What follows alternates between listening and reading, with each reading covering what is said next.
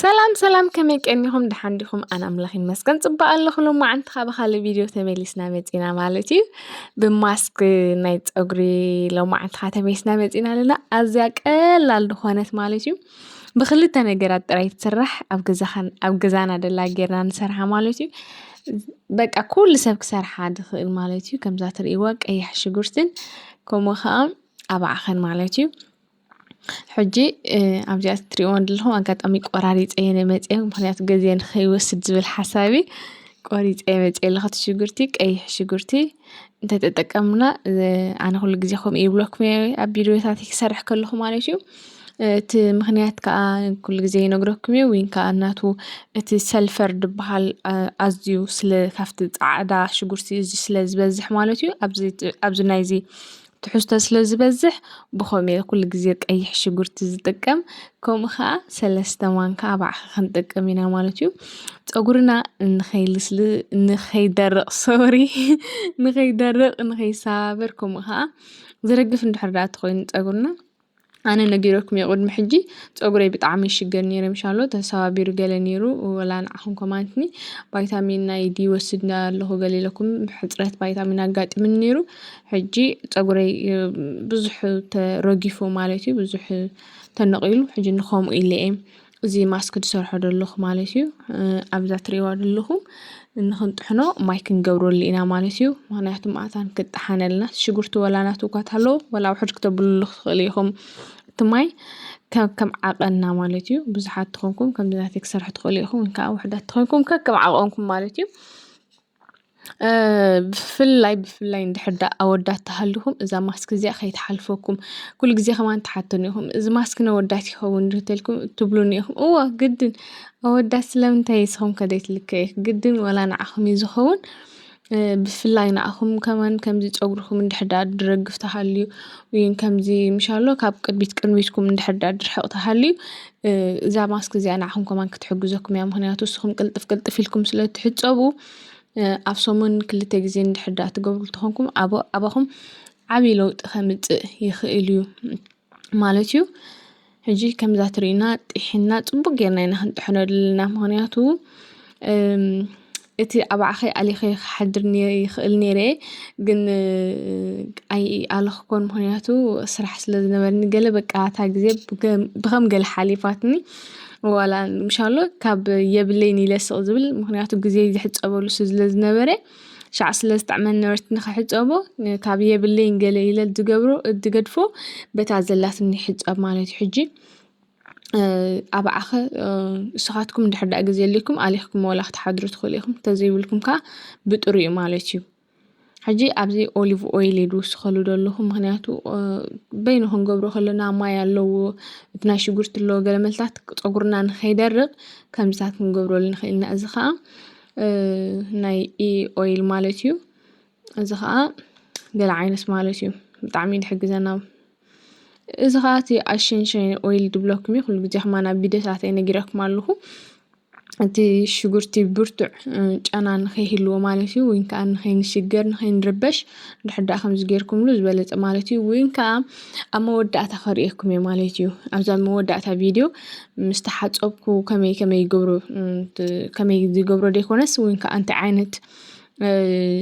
ንኸይጨኑ ፀጉረይስ እንታይ ድበሃል ይገብረሉ ዘይቲ ይገብረሉ ካብቲ ጨና ናይ ሽጉርቲ ብኸመይ ይከላኸሎ ከርእየኩም እየ ምኽንያቱ ቅድሚ ሕጂ ርእየኩም ነይረሲ እቲ ቪድዮ ግን ኣይትውድእዎን ኢኹም እዚ ቪድዮ ወድእዎ ማለት እዩ ርኢኹም እንድሕር ዳኣ ትውድእዎ ተኾይንኩም ፅቡቕ እዩ ምኽንያቱ ቅድሚ ሕጂ ኣርእየኩም ነይረስኒ ዝና ሽጉርቲ ዳ ይጨኑ ድሞ ጨና ኣለዎ ገለ ኢልኩም ብዙሓት ከምኡ ኢልክን ፅሒፍክናለይ ጨና እንድሕር ዳኣ እዛ ዘይቲ ኣነ ሕጂ ዘርእየክን እንድሕር ዳኣ ተገይርክናሎ ጨና ዝበሃል ነገር የብሉ ማለት እዩ ፀጉሪ ሕጂ ከምዛ ትሪእያ ዘለኽን ካብቲ ዝሓለፈ ፎን ጌርናዮ ነርና ብሓንሳብ ፀጉርና ንክንቆርፅ ማለት እዩ ርእዮ ሕጂ ፀጉረይ ፈትየዮ ክመውት በቃ ምስ ተቆረፀ ድሓን ፍቕረይ ሒዝን ዘሎ በዚ ኣጋጣሚ ምስ ፀጉረይ ማለት እዩ ምኽንያቱ እቲ ጫፍ ምስ ኣለኹስ ክፅቡቕ ገለ ዓይነት ኮይኑ ሕጂ ከምዚ ሽዑ ከማን ብዙሕ ኣይተረኣየትን እታ ቪድዮ ክትሪኣ ትኽእላ ኢኽን ብዙሕ ሰብ ኣይረኣያ ማለት እዩ ክትሪኣ ትኽእላ ኢኽን ኣብ ዝሓለፈ ቪድዮ ዝሰራሕዋ ኣላ ከመይ ጌርክን ፀጉርኽን ተቆርፆ ወይንካ ምሻሎ ግድን ክትቆርፀለክ እንድሕር ጫፍ ፀጉርኽን ተነዊሒሲ ካብ ምትሕሓዝ ሓሊፉ ወላ ሓንቲ ስለዘይጠቕመክን እንድሕር ሓላፍ ዘላፍቲ ኮይኑ ኣስተኻኽል ተበልኩ ፀጉርኽን ወላ ሓንቲ ፀገም የብሉን። ምክንያቱ ሓደ ሰብ ንኑ ኣነ ፀጉረይ ኣይቆርፆን እየ ምክንያቱ ብኡ ገይሩ ከይኩለፍ ወይንከዓ ከይስንብድ ገለ ድብል ሰብ ኣሎ። ግን ከምኡሲ ኣይመስለንን ንዓይ ዝስንብድ ገለስ ኮይኑ ኣይስምዓኒ። ምክንያቱ ትሕሕማቑ ስለተኣልዮ ዘለኻ ጉንድብ ኣይኮን ብኳን ኣቢልካ ትቆርፆ ቁሩብ ስለትቆርፆሲ ወላ ሓንቲ እንታይ ፀገም ኣለዎ። ሕጂ ከምዛ ትሪኣ ዘለኽን ኩላ ውሽጢ ጌርክን ከምዚ ልኺ ተብላ ማለት እዩ። ብፍላይ ኣብቲ ቆርበት ናይ ርእስኽን ኢኸን ልኺ ተብልኦ ምክንያቱ ከምዚ ቀጢን ስለዝኾነት ማስክ ወይንከዓ እቲ ናይ ማይ ሽጉርቲ ማለት እዩ እግሪ ናይቲ ርእስኽን ፅቡቅ ጌርክን ኣጥልቂ ተብልኦ ማለት እዩ። ግዜ ተሃሊክን ወላ ሰሙን ክትገብራሉ ትኽእላ ኢኽን ኣብቲ ግዜ ዘለክን ኣብ ክንደይና ክንሕፀቦ ክንደይ ሰዓት ኢና ክነፅንሖ ዝብል ሕቶ ኩሉ ግዜ እንድዝመፀኒ ፀገም የብሉን። ኣፍታ ግዜ ዘላትክን ንስኻትክን ኣፍታ ፀጉርኽን ክትሕፀባላ ዝምደብክን ኩሉ ግዜ ብዘይ ከምዚ ምሻሎ ማስክ ዝኾነ ከይገበርክን ኣይትተሓፀቦ ጥራይ እምበር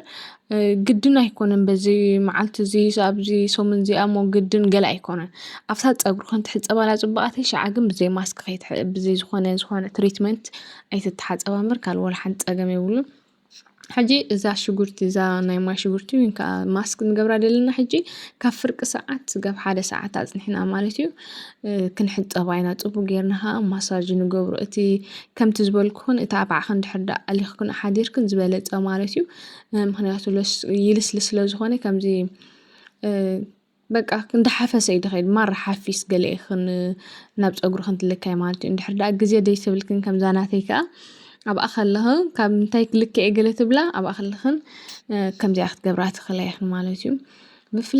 ብፍላይ ማለት እዩ ነዞም ኣወዳት ብጣዕሚ እዚኣ ክትጠቕመኩም እያ ተጠቀሙላ ኢኹም። መቸም መዓት ለውጢ እዩ ካብ ናይ ቀደምቲ መዓት ለውጢ እዩ። ንስኻትክን ከዓ ከምዚኣ ጌርክን ፈትናዮ ኢኽን ከይተሳላሽክን ማለት እዩ።